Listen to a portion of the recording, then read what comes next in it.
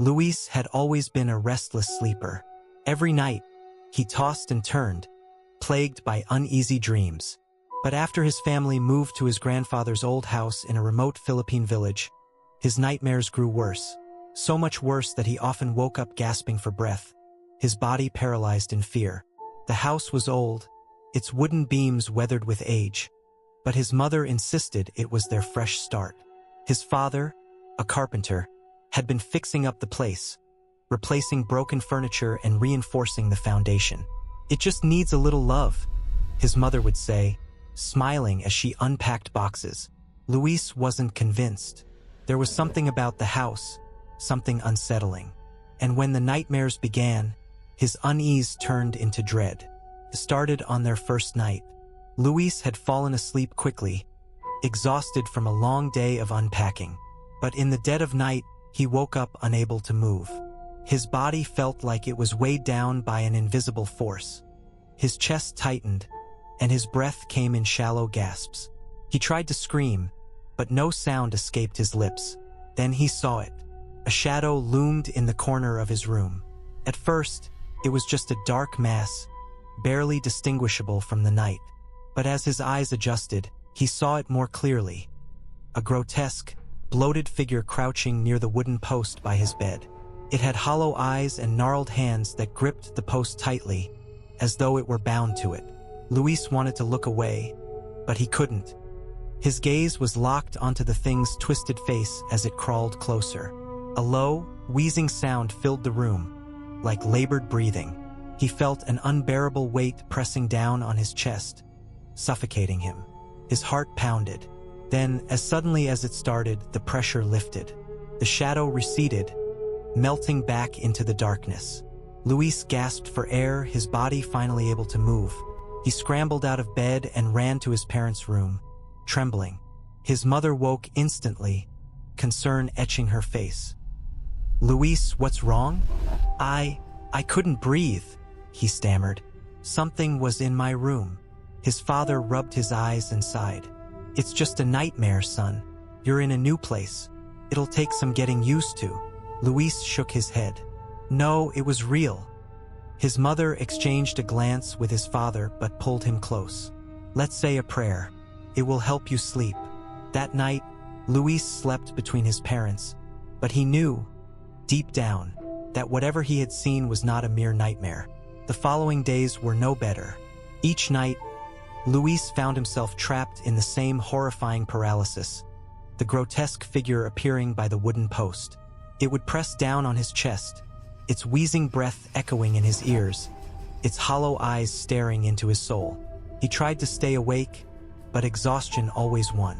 Desperate, he turned to his grandfather, Lolo Pedro, an old man with wise eyes and a deep knowledge of folklore. "Lolo," Luis whispered one evening as they sat on the porch, "there's something in my room. It comes at night." His grandfather frowned. "Tell me exactly what you see." Luis described the figure in detail, and as he spoke, he noticed his grandfather's expression darken. When he finished, Lolo Pedro sighed deeply and looked toward the house. "I was afraid of this," he murmured. "The Batibat." Luis felt a chill crawl down his spine. "What's a Batibat?" Lolo Pedro glanced at him with solemn eyes. "A vengeful spirit that dwells in trees. When people cut those trees down and use the wood for their homes, the Batibat becomes trapped. It hates humans for disturbing its rest. It punishes them by sitting on their chest as they sleep, suffocating them." Luis's breath hitched. "So it's real?" Lolo Pedro nodded. "Your father used old wood to repair the house. That wooden post in your room, it must have come from the Batibat's tree." Luis felt sick. "What do we do?" Lolo Pedro's expression grew serious. "You must never sleep on your back. That's when the Batibat strikes. And if it comes for you again, bite your thumb and wiggle your toes. It will break its hold on you." Luis committed the instructions to memory. That night, he lay on his side, his heart hammering. But sleep found him, and so did the Batibat. The moment it appeared, Luis felt the familiar weight crushing his chest.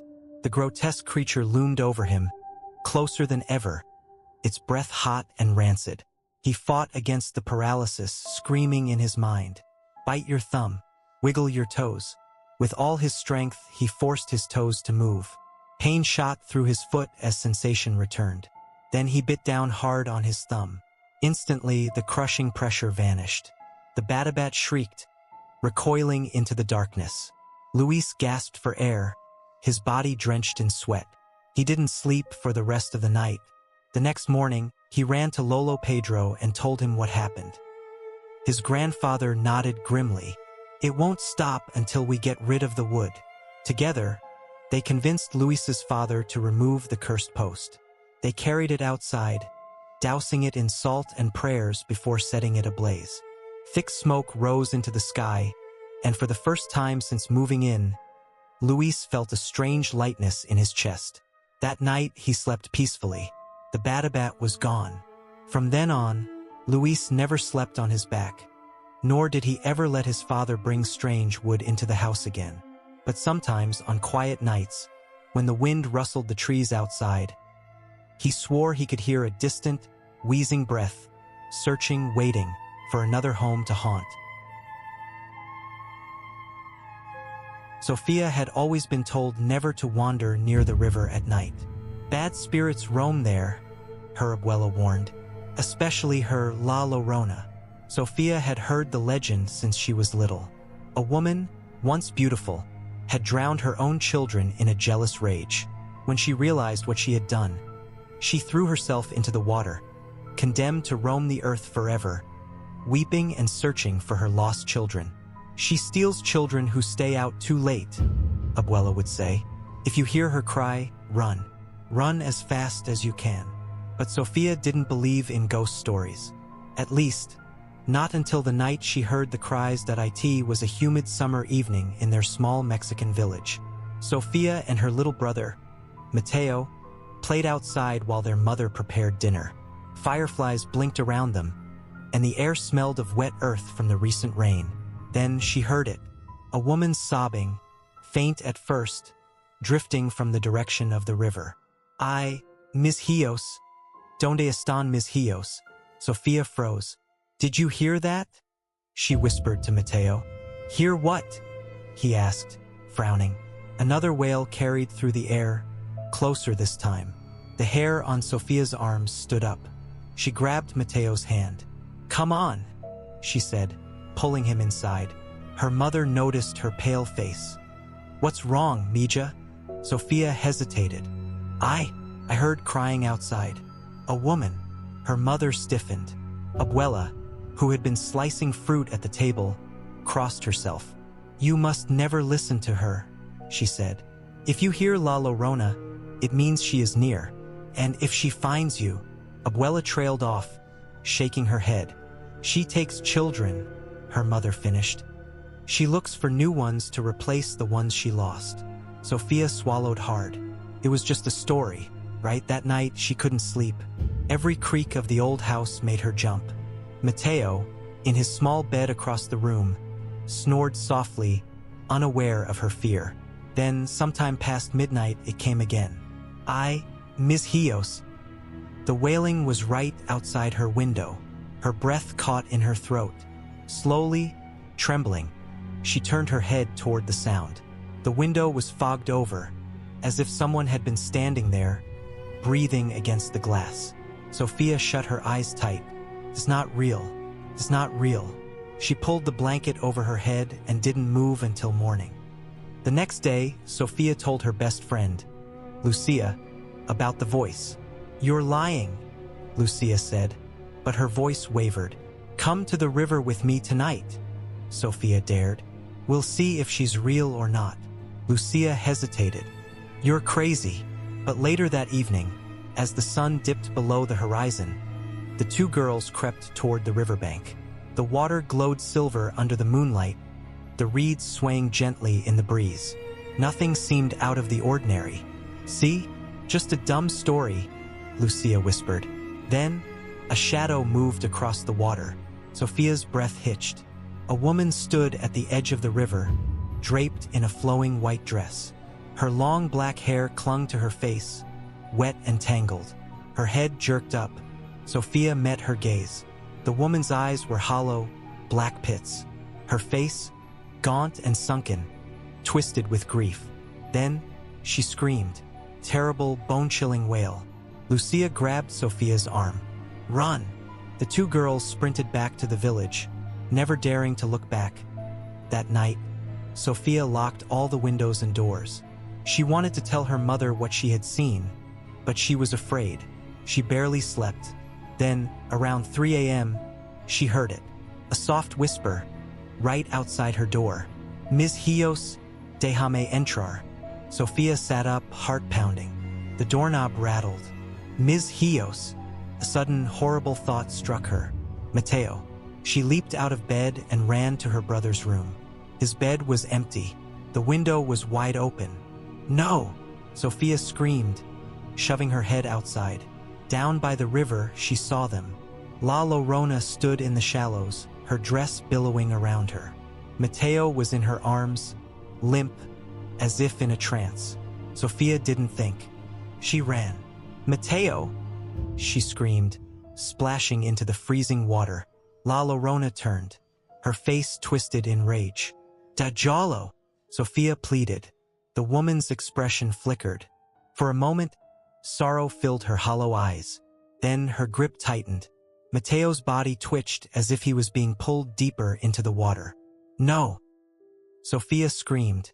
Then, she remembered Abuela's stories. La Llorona was trapped in grief. She took children to replace her own. Thinking fast, Sophia clasped her hands together and whispered a prayer. "Señor, ayúdame." The river churned violently. La Llorona shrieked, clutching her head as if in pain. Sophia lunged forward, grabbing Mateo's wrist. She yanked with all her strength. With one final, ear-splitting scream, La Llorona dissolved into mist. Mateo collapsed in her arms. He was breathing. She sobbed, holding him tight.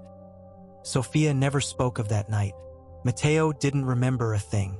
But from then on, whenever she heard crying near the river, she shut her windows and whispered a prayer. Because La Llorona still roamed the night, still searching, still waiting. Hiroshi had always been afraid of walking home alone at night. Ever since the rumors started at school, the ones about her, he had been extra careful. Kuchisake-onna, the slit-mouthed woman. His classmates swore she was real. A woman in a long coat, her face hidden behind a surgical mask. She would stop children on the street, asking a single question, "Am I pretty?" If you said no, she would kill you on the spot. If you said yes, she would remove her mask, revealing a mouth slit from ear to ear. Then she would ask again. If you said no, she killed you. If you said yes, she gave you a mouth just like hers. The only way to escape, they said, was to confuse her. Say something like "you're average" or "SOSO," and run while she hesitated. Some said she could be bribed with candy. Others believed she would follow you home no matter what you did. Hiroshi didn't believe in ghosts, but as he left cram school late one evening, walking through the empty streets, the legend didn't seem so silly anymore. The night air was cold. The usual sounds of Tokyo, distant traffic, muffled voices, had faded. It was too quiet. Hiroshi's grip tightened on the straps of his school bag. He glanced over his shoulder. Nothing. Then, ahead of him, a figure emerged from the shadows. A woman stood under a flickering street lamp, her long black hair flowing over her shoulders. She wore a beige coat, her face hidden by a white surgical mask. She was staring at him. Hiroshi's stomach turned to ice. He quickened his pace, hoping to pass her without incident. But as he drew closer, she took a step toward him. "Am I pretty?" Her voice was soft, almost gentle. Hiroshi's breath hitched. His mind raced. This can't be happening. This is just a joke, right? His mother had always told him to be polite to strangers, so he forced a shaky smile. "Why, yes, you are," he said. The woman tilted her head. Then, slowly, she reached up and peeled off her mask. Hiroshi's heart stopped. Her mouth was grotesquely wide, split open from ear to ear. The skin had been sliced apart, the wound deep and red, revealing rows of sharp, glistening teeth. a hideous grin. "Am I pretty now?" Hiroshi staggered back, choking on his own scream. She took a step toward him. Hiroshi's instincts took over. He turned and ran. The night blurred around him as he bolted through the dark streets, his pulse hammering in his ears. He didn't dare look back. He had to get home. If he could just reach his apartment. A shadow loomed ahead. She was in front of him. Hiroshi skidded to a stop. His legs trembled. She teleported. "Not fair," he gasped. The woman tilted her head again, her horrible smile widening. "Am I pretty?" Hiroshi's mind scrambled for a way out. He remembered the rumors. Confuse her. Why, you're okay, I guess," he stammered. She blinked. For a split second, she seemed puzzled. Then, she let out a guttural hiss. It didn't work. She lunged. Hiroshi barely dodged, his foot slipping on the pavement as he sprinted down a narrow alley. His chest burned. His legs felt like lead. Think, the candy trick. Hiroshi fumbled in his pocket, fingers closing around a small, wrapped caramel. His mother had given it to him that morning. He whirled around and threw it. The candy landed at the woman's feet. She stopped. For a long moment, she simply stared at it.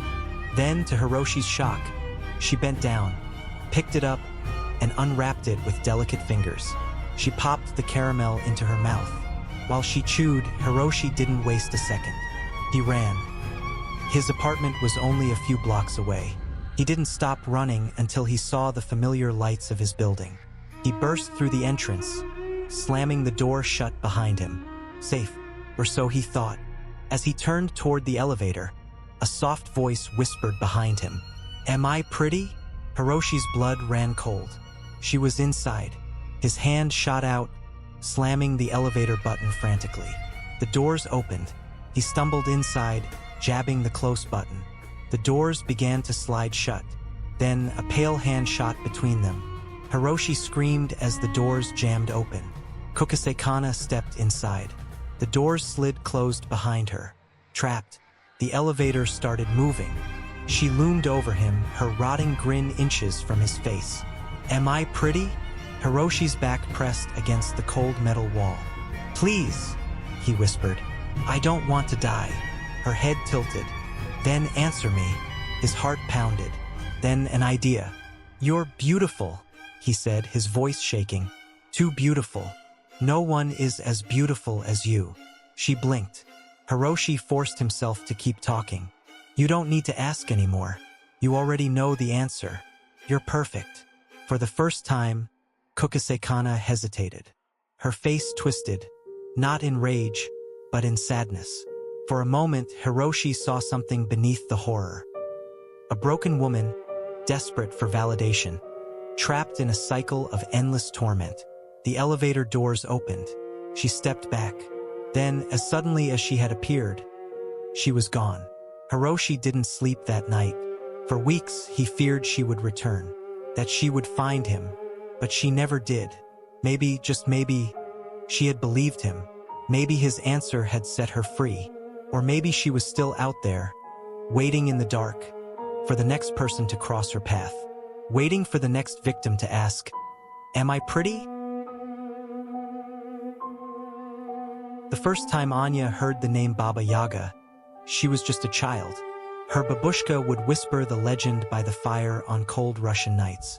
"She lives deep in the forest," babushka would say, "in a house that walks on chicken legs.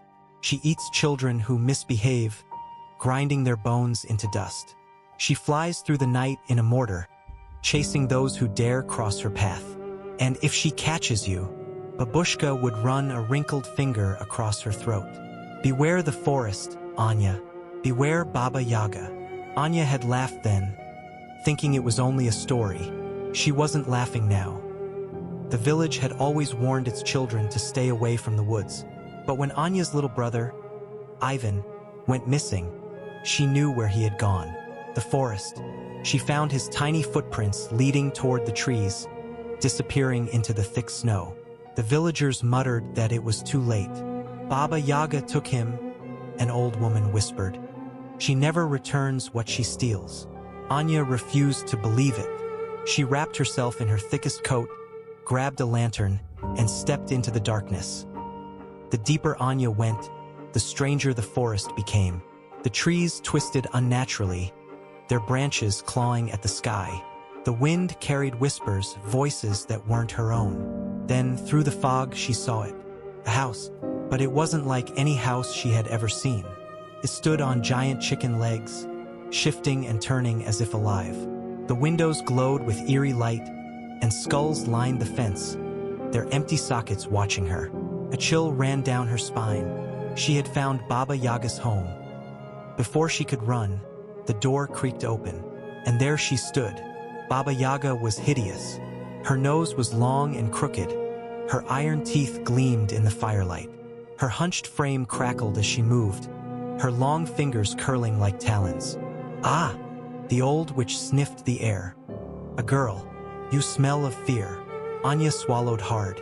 "I'm looking for my brother." Baba Yaga's lips stretched into a grin. "A boy?" "Ah yes, he came to me, and now he is mine." Anya's heart pounded. "Give him back." Baba Yaga cackled. "Give him back? Child, I do not give. But I trade." Anya clenched her fists. "What do you want?" The witch's yellow eyes gleamed. "3 tasks. Complete them and your brother lives. Fail, and you both become my supper." Baba Yaga led her to a massive pile of black grain, the size of a haystack. "By dawn," the witch crooned, "separate the black grains from the white ones. Every single one." Anya's stomach dropped. Impossible. But she had no choice. She dropped to her knees and began sorting, her fingers trembling in the cold. Minutes passed, then hours. Tears blurred her vision. "You can't do this." Then suddenly movement. Tiny creatures scurried from the shadows. Ants, hundreds of them. They swarmed the pile, sorting the grains at an inhuman speed. By dawn, the task was done. Baba Yaga hissed in frustration but waved her hand. "Lucky girl. But the next task will not be so easy." Baba Yaga handed her a skull with glowing red eyes. "Take this to the frozen lake and fetch me water. But beware, the dead do not like to be disturbed." Anya took the skull and made her way to the lake. The ice shimmered, reflecting the moon. She knelt to scoop the water, and the skull screamed. Shadows rose from the ice, twisted figures with hollow eyes. The dead. They reached for her. Anya's breath caught. Then she remembered. Fire wards off spirits. She raised the glowing skull high. The red light flared, and the spirits vanished. When she returned, Baba Yaga's scowl deepened. "You are clever, girl, but one task remains." Baba Yaga led her to a dark room. Ivan sat inside, his face pale, his eyes glassy. "You may take your brother," the witch said, "but only if you leave before sunrise. If the first light touches you, you are mine." Anya's heart pounded. The forest was vast. The snow was deep. How could she? Then she remembered. Baba Yaga's mortar and pestle. The witch used it to fly. Anya turned. The mortar sat by the fire. Before Baba Yaga could react, she leaped inside, pulling Ivan with her. The mortar shot into the air, soaring over the trees. Below, Baba Yaga screamed in fury. "You cannot escape me." She climbed into her own mortar, chasing them. Anya's hands tightened on the pestle. The trees blurred below. The first hints of dawn touched the horizon. Then an idea. She reached into her pocket and threw a handful of salt behind her. The ground cracked. A vast river surged up, blocking Baba Yaga's path. The witch screeched, trying to cross, but the sun rose. Baba Yaga let out a final, furious howl and vanished. Anya and Ivan landed in their village just as the morning bells rang. They collapsed, exhausted but alive. When Babushka saw them, she wept. "You have faced the witch and survived," she whispered. "Few ever do." Anya smiled, holding her brother close. She would never forget the legend of Baba Yaga, because now it was her own. The first time Ewan heard about the Kelpie, he was just a boy. "Never go near the loch alone," his grandfather had warned. The Kelpie waits beneath the water, looking for its next victim. It lures children with its beauty, lets them climb on its back, then drags them down, drowning them in the dark depths. Yuan had laughed, thinking it was just another old legend. But years later, as he stood at the edge of the loch with the mist rolling over the water, he wasn't laughing anymore, because something was watching him. It started on an autumn evening.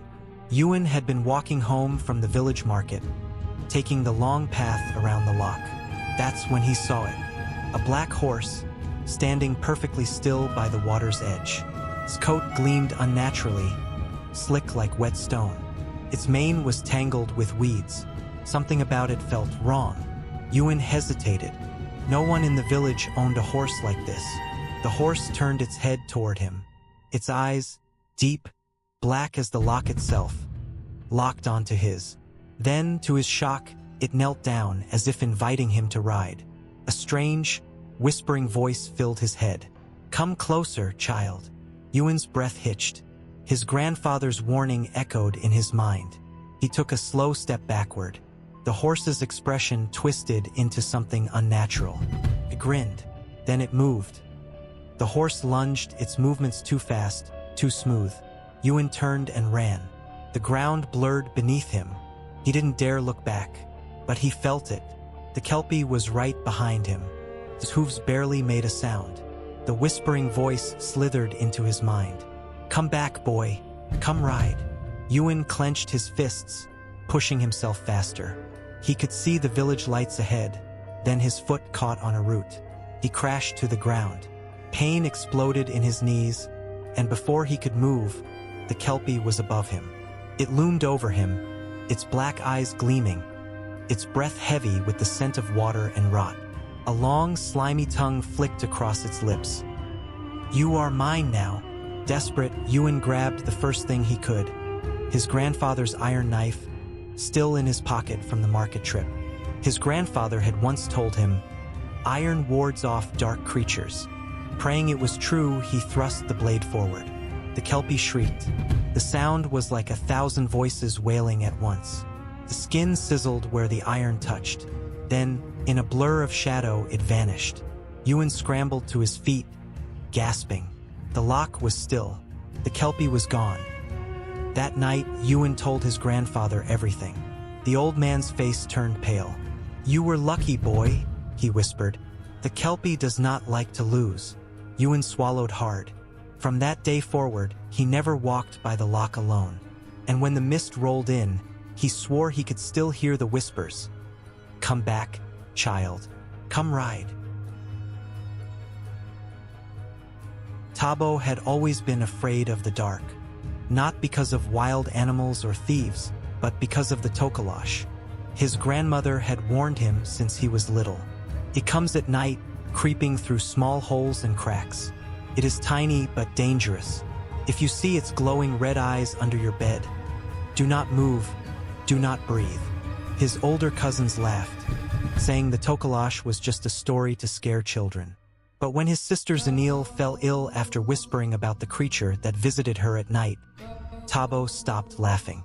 Because he knew the tokalash was real. It started with the nightmares. Every night, Zanil tossed and turned, whispering in her sleep. By morning, she looked worse, her eyes sunken, her skin clammy. "I feel so tired," she murmured one morning, barely able to sit up. Their grandmother's face darkened. "It has marked her." Tabo shivered. "Who?" She leaned in, voice barely above a whisper. "The tokalash. It drains life from its victims. If we do nothing, she will never wake up." That night, Tabo stayed awake. Zanil lay motionless, her breath shallow. The candle flickered beside the bed. Then a noise, a soft scratching from under the bed. Tabo's blood ran cold. Slowly, he peered over the edge. 2 glowing red eyes stared back at him. The tokalash grinned. Its skin was leathery and gray, its tiny frame hunched. Its sharp claws clicked against the wooden floor as it crawled closer.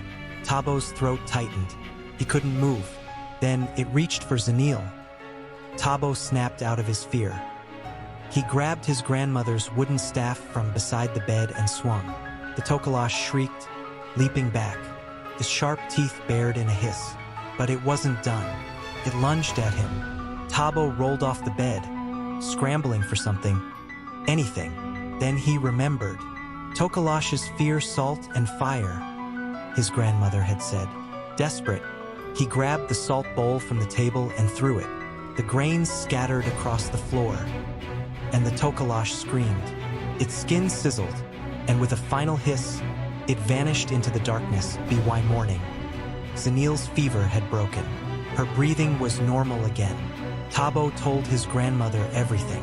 She nodded gravely. You were brave, my boy, but the Tokalash never gives up easily. That night, they placed bricks under their beds, a trick to keep the creature away.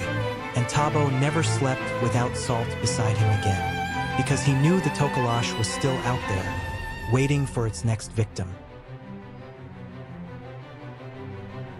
Deep in the woods of Appalachia, old Jeb lived alone in a one-room cabin with only his 3 hounds for company. He didn't mind the solitude. He liked the stillness of the mountains, the crackling fire at night, and the silence of the deep woods. But one cold autumn evening, something came scratching at his door, and Jeb would soon learn some things should never be taken. That night, food was scarce. Jeb had spent the day hunting but had caught nothing.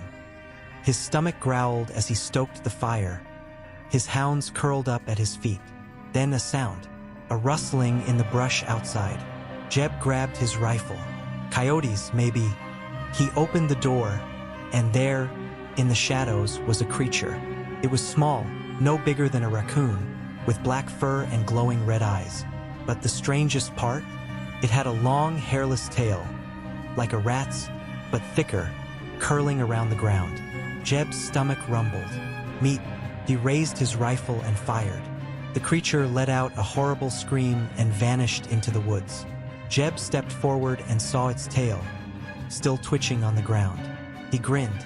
Guess I got something after all. He cooked the tail, ate it with a bit of stale bread, then settled in for the night. But he wouldn't be sleeping easy. In the dead of night, Jeb woke with a start. Scratch, scratch, scratch. Something clawed at the door. His hounds sat up, ears perked, growling low in their throats. Then, a voice, high and whispering, drifted through the cracks of the cabin.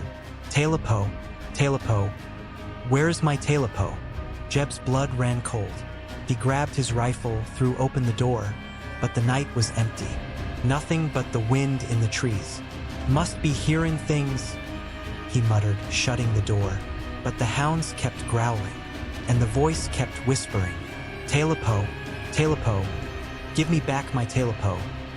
The next morning, Jeb found his first hound missing. No tracks, no blood, just gone. The second night, he barred the door and kept his rifle close. But again, at midnight, scratch, scratch, scratch. Tailapo, Tailapo, give me back my Tailapo. This time, the voice was closer. Jeb didn't move. His 2 remaining hounds snarled at the darkness. Then a yelp. By dawn, the second hound was gone. Jeb's hands shook as he loaded his rifle. He wasn't imagining this. Something was out there. Something that wanted its tail back. That night, Jeb locked the windows, stuffed rags into the cracks, and sat by the fire, his last hound at his feet. He didn't sleep, but at midnight it came again. Scratch, scratch, scratch. The whisper slid through the walls like mist. Tailapo, Tailapo, give me back my Tailapo. Jeb gritted his teeth. I ain't got your damn tail. Silence. Then, crash. The window exploded inward. Jeb spun, rifle raised, but nothing was there. Just the wind and the quiet. Then he looked down. His last hound was gone. Jeb's hands trembled. Now he was alone. The fire burned low. Shadows crept across the cabin walls. Jeb sat with his back against the door, rifle clutched in white-knuckled hands. Then a whisper, right behind him. Tailapo, Tailapo, I've come for my Tailapo. Jeb's breath froze in his chest. It was inside. Slowly he turned his head and saw it. The creature was taller now, stretched and hunched, its black fur rippling like liquid shadow. Its red eyes burned into his. its mouth stretched wide, too wide, revealing rows of jagged, yellowed teeth. Jeb raised his rifle, but the creature moved too fast. Its claws wrapped around his throat. Telepo, Telepo, you took what was mine, Jeb screamed. Days later, the villagers came looking for old Jeb. They found his cabin empty. The windows were shattered. Claw marks lined the walls. But Jeb was gone. The only thing left was the echo of a whisper, drifting through the empty woods. Telepo, Telepo, now I've got my Telepo. Marie had always been told to lock her windows at night. Never leave them open, her grandmother had warned. Not even a crack. She never questioned why, until the night she saw the red eyes watching her from the trees. It began with the whispers. First, Marie thought it was the wind, but as she lay in bed, the hushed voices curled through the wooden shutters like smoke. Marie, open your window, Sherry. Her chest tightened. She turned over, pulling the blanket higher. Then, a scratching at the window. Slow, deliberate, like claws. Marie's breath hitched. She forced herself to look. Through the slats, two glowing red eyes stared back at her. The next morning, Marie told her grandmother. The old woman's face went pale. It is the Lugaroo, she whispered. Marie shivered. She knew the legend. The Lugaroo was a cursed soul, a person who shed their skin at night and became a flying, blood-drinking monster. It could take many forms: a black dog, a shadow, or a monstrous bird with fiery eyes. And once it marked you, it would never stop coming. Marie felt sick. What do I do? Her grandmother grabbed a bag of salt and a bottle of rum. The Lugaroo must return to its skin before sunrise. If you find it, you can trap it. But you must act before it is too late. That night, Marie stayed awake. She kept a candle burning and clutched the bag of salt in her trembling hands. But just as she began to drift off, thump, something landed on the roof. Then a low, guttural breathing. Marie's heart pounded. The whispers came again. Marie, open the window, Sherry. I am so hungry. Then scratching. The Lugaroo was trying to get in. Marie acted fast. She grabbed the bottle of rum and threw it at the door. The Lugaroo screeched as the liquid splashed against the wood. The creature hated rum. Its shadow flitted away, vanishing into the night. But Marie knew the truth, it would come back. Finding the skin, she remembered her grandmother's warning. If you find its skin, you can trap it. The Lugaroo had to hide its human skin somewhere before transforming. If she could destroy it before dawn, the creature would be trapped forever. Marie grabbed the bag of salt and ran into the dark jungle. She searched near the river, where the elders said the Lugaroo bathed before shedding its skin. Then she saw it, a pile of human skin, pale and glistening, hidden beneath the roots of a tree. Marie gagged. It looked empty, lifeless, yet somehow still breathing. The Lugaroo's true form was still out there, hunting. She had only minutes before dawn. Marie poured the salt over the skin. It shrieked, curling and shriveling like burnt paper. The wind howled. The trees shook violently. Then a scream. The Lugaroo's true form, a monstrous black bird, came plummeting from the sky. It hit the ground hard, its wings thrashing. But it was too late. Without its skin, the Lugaroo could never return to human form. It let out one final, horrifying wail, then collapsed into dust. By sunrise, the jungle was silent again. Marie stood over the remains of the Lugaroo, her heart still pounding. She had done it. She had broken the curse. But as she walked home, she couldn't shake the feeling that something else was watching from the trees. Because where one Lugaroo falls, another will rise. Aisha had always been warned about the midwife in the next village. Never let her near a newborn, her mother whispered. She is kind by day, but at night. Her voice would drop to a shuddering whisper. She is the Penanggalan. Aisha had heard the stories. A woman who could detach her head from her body, flying through the night with her organs dangling beneath her, searching for blood. She had always thought it was just a legend, until the night she saw something hovering outside her window, Aisha's sister, Nadira, had just given birth. The whole family was celebrating, filling the house with food, laughter, and prayers. The midwife, Maksuri, had been the one to deliver the baby. She was an older woman, kind but strangely quiet, her eyes never leaving the infant. That night, as the village slept, Aisha woke to a wet, slithering sound. She turned her head toward the window, and her blood froze. Outside, something floated in the air. A woman's head, her black hair trailing behind her, her wide, hungry eyes glowing in the dark. And beneath her, her stomach, her intestines, her lungs, all dangling, glistening with blood. Aisha couldn't scream. The Penanggalan was real, and it had come for the baby. The Penanggalan let out a horrible hiss, its sharp teeth glinting in the moonlight. Aisha bolted for Nadira's room. "Wake up!" she screamed, slamming the door shut behind her. The baby wailed as Nadira shot up, confused. "What's wrong?" Then a thump against the roof. Aisha's breath came in ragged gasps. "It's here." Nadira paled. "The Penanggalan?" A scratching noise came from the ceiling. Then, a voice soft, familiar. "Aisha, open the door, child." Aisha's stomach twisted. It was Maksuri's voice. She had delivered Nadira's baby, and now she wanted to feed. The Penanggalan slammed against the roof, searching for a way in. The sisters barred the windows, pushing heavy furniture against the door. But then a slithering sound. The Penanggalan's intestines were squeezing through the cracks. Aisha grabbed a knife and slashed at the tendrils. The creature let out an unearthly shriek and recoiled. Then silence. Had it given up, or was it already inside?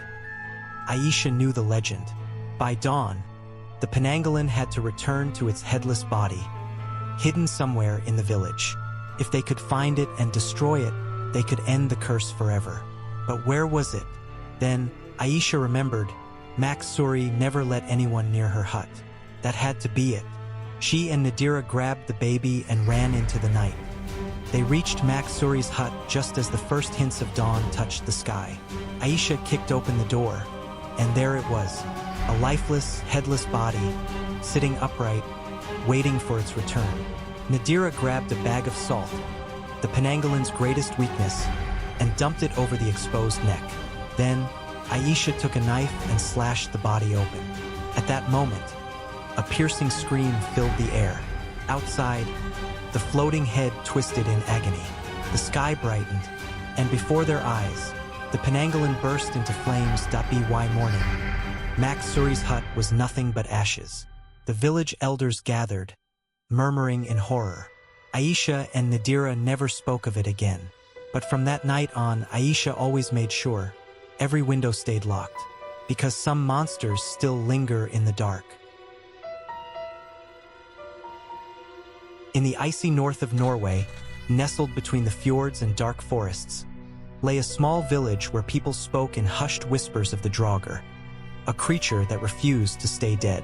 "Never disturb the graves of the old warriors," Henrik's grandfather had warned. "If you do, the Draugr will wake, and it will come for you." Henrik never believed the stories, until the night he and his friends dared to enter the burial mound. It had started as a foolish game. Henrik and his two friends, Eric and Lars, wanted to prove they weren't afraid of old legends. The burial mounds outside the village, ancient Viking tombs, had been untouched for centuries. "Let's go inside," Eric had said, grinning. "What's the worst that could happen?" Henrik hesitated, but Lars had already pried open the entrance stone. Cold air rushed out, thick with the scent of rot. Inside, the tomb was lined with rusted swords and shields, the remains of a great warrior undisturbed for hundreds of years.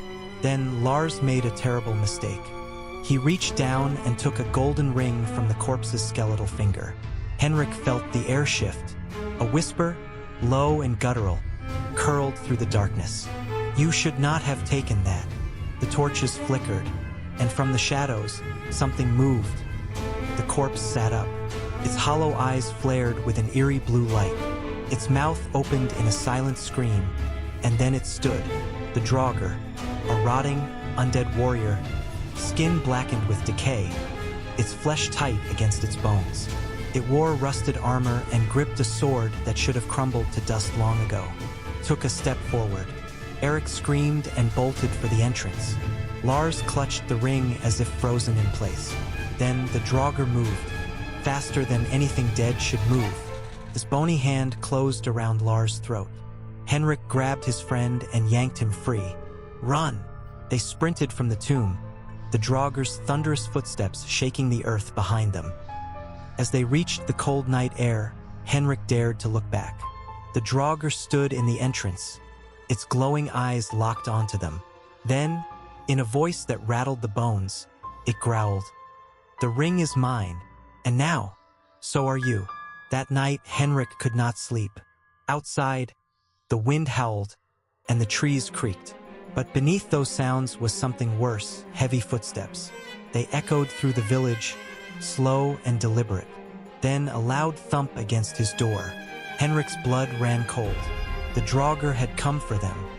By morning, Eric was gone. His door was broken inward, his bed empty. Only deep, frozen footprints led from his house into the forest. Henrik's stomach twisted. The Draugr had taken him, and it wasn't done yet. That night, Lars pounded on Henrik's door, eyes wild with terror. "It's following me," he gasped. Henrik let him in, but his eyes landed on the golden ring still clutched in Lars' hand. "You still have it?" Henrik hissed. "You have to put it back." Lars shook his head. "No, it's mine now." Henrik grabbed his friend's wrist. "You don't understand.